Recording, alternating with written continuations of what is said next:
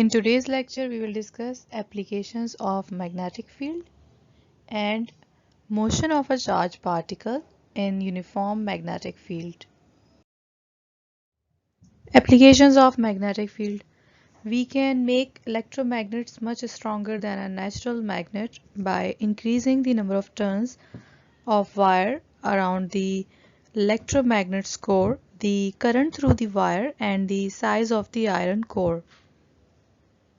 These factors will increase the strength of an electromagnet, magnetic strength of an electromagnet. To obtain an electromagnet that is larger and stronger than a natural magnet. There is no known natural magnet that is able to pick up a large steel objects such as a car, but industrial electromagnets are capable of such a task. Cranes. Strong electromagnets are often used in cranes to move large pieces of iron or steel. So cranes can pick up heavy objects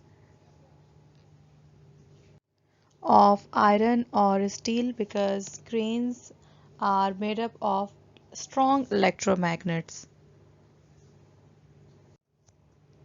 Electromagnetic lock. An electromagnetic lock can be used to lock a door by creating a strong field in an electromagnet that is in contact with a magnetic plate. The door remains closed until the current flows through the electromagnet. As long as there is current through the electromagnet, the door remains closed and locked. Another type of electromagnetic lock uses an electromagnet to extend a plunger between the doors, making it nearly impossible to open the door until the electromagnet releases the plunger. Another application of magnetic field is doorbell ringer. An old-fashioned doorbell used an electromagnet that was rapidly turned on and off to pull a clanger against a bell. Motion of a charged particle in uniform magnetic field. A charged particle in a magnetic field would experience a force just like a charged particle experiences a force in an electric field. The force acting on a charged particle results from the interaction of the external magnetic field and the magnetic field created by the moving charge. For a positive charge q moving with velocity v in a magnetic field of flux density B, the force acting on the charge is given by F is equals to q into v cross B. Now we are going to find the magnetic force on a moving charge. Actually, when charge is moving, due to its motion, it will have a magnetic field around it. And this charge is moving in a uniform magnetic field. So, magnetic field of this moving charge particle will interact with the uniform magnetic field in which this charge particle is moving. So due to this interaction of two magnetic fields, the force will act on the charged particle, and we are going to calculate that magnetic force on moving charged particle. So that magnetic force on moving charged particle is equals to F is equals to Q into V cross B. It is the cross product of V velocity and B magnetic flux density. We know that cross product of two vectors gives us another vector. Here cross product of two vectors is V and B, and it gives us another vector F that is perpendicular to these vectors. And cross product gives us sine theta. So we can replace cross with sine and we can get F is equals to QVB sine theta into unit vector and cap, because QVB is magnitude and unit vector is used with magnitude of vector to represent a vector, where theta is the angle between the velocity and magnetic field. It is very obvious that this force is maximum when the charged particle moves perpendicularly to the magnetic field and minimum when the charged particle moves parallel to the field, because we have force is equals to QVB sine theta. For theta is equals to 90 degree, we get maximum force, and for theta is equals to 0 degree, we get minimum force. The direction of this force is determined by Fleming's left hand rule. According to the Fleming's left hand rule,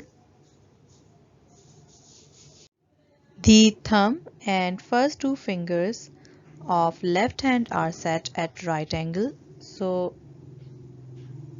these fingers and thumb is right angle to each other, with the first finger pointing in the direction of the field B and the second finger pointing in the direction of velocity of charged particle. The thumb gives the direction of force.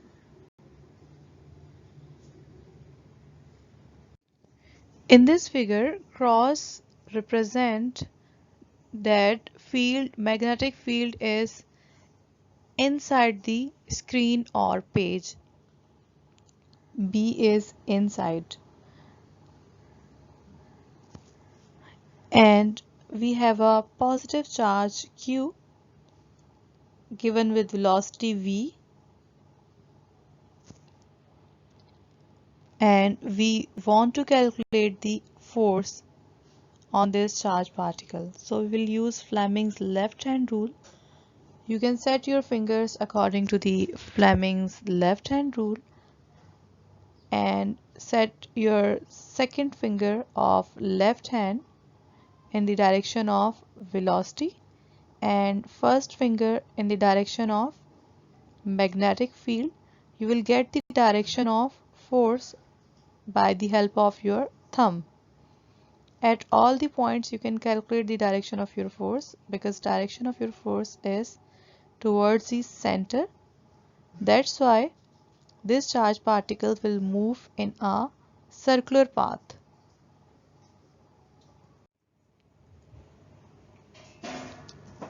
The thumb and the first two fingers of left hand are set at right angle to each other, with the first finger pointing in the direction of field and the second finger pointing in the direction of velocity of the charged particle. The thumb gives the direction of force. So by the help of Fleming's left hand rule, you can calculate the direction of force.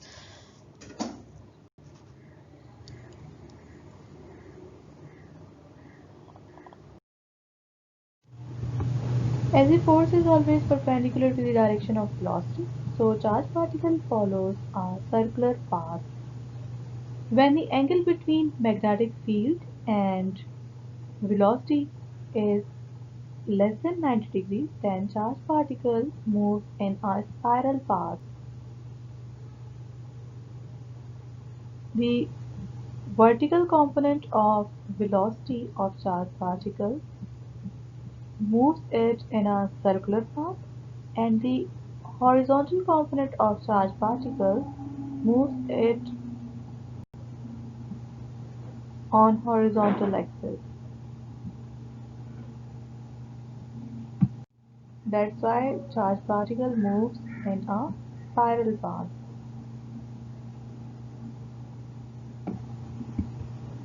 So the centripetal force provided for this motion of a charged particle entering perpendicularly to the magnetic field is given by mv square upon r. Mv square upon r is centripetal force, is equal to qvb from the formula centripetal force Fe is equal to qvb. Here centripetal force is magnetic force, that is equal to qvb from previous slide.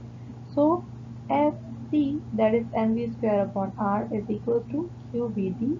Here we can put v is equal to r omega to get mr omega square. So mr omega square is equal to qvd.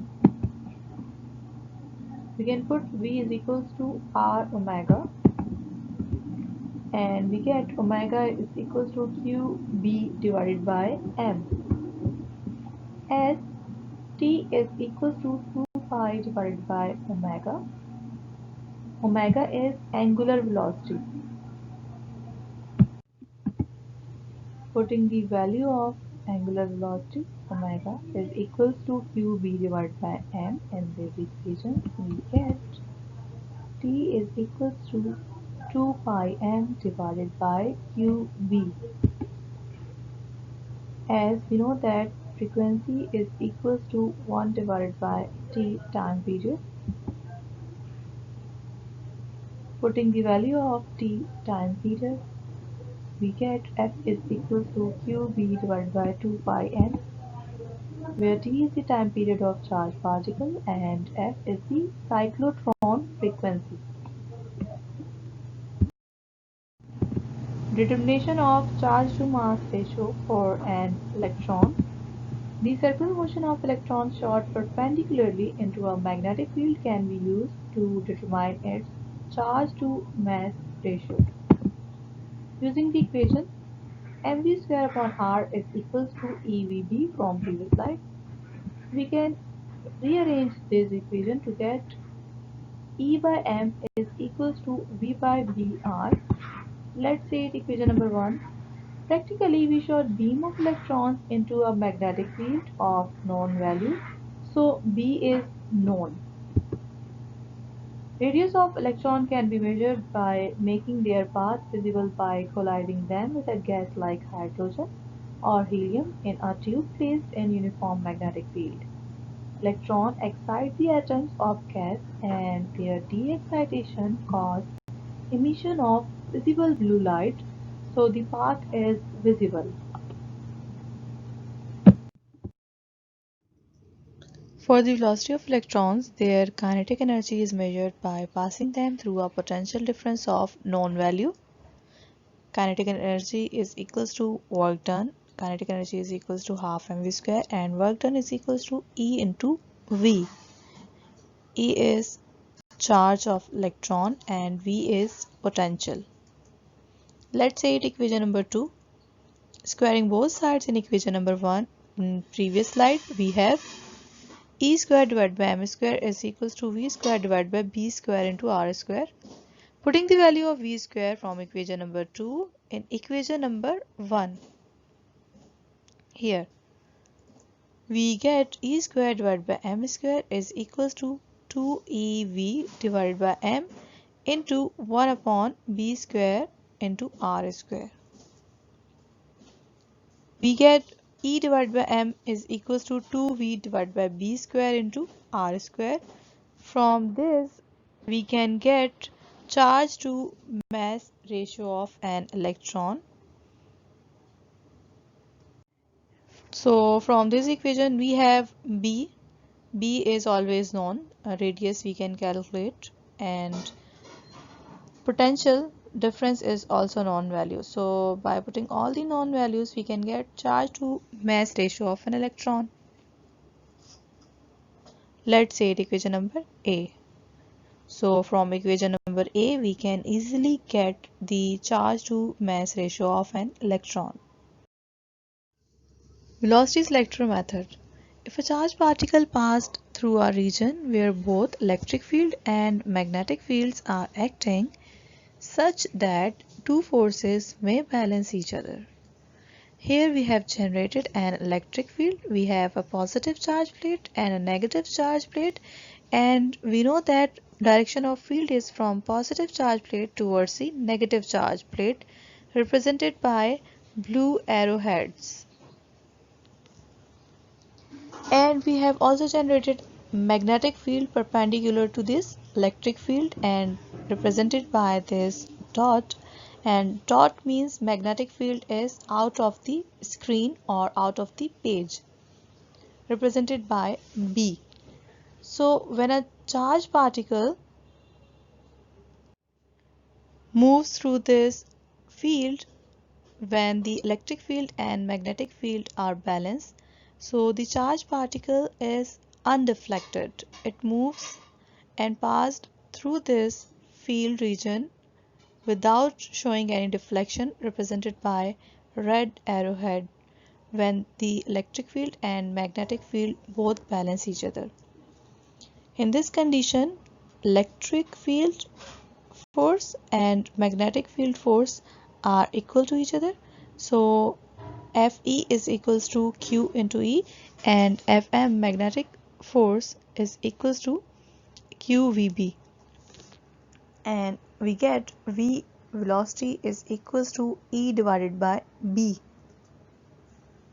Such arrangement is called velocity selector because charges with velocity in the ratio of E to B will come out undeflected, because E to B ratio gives us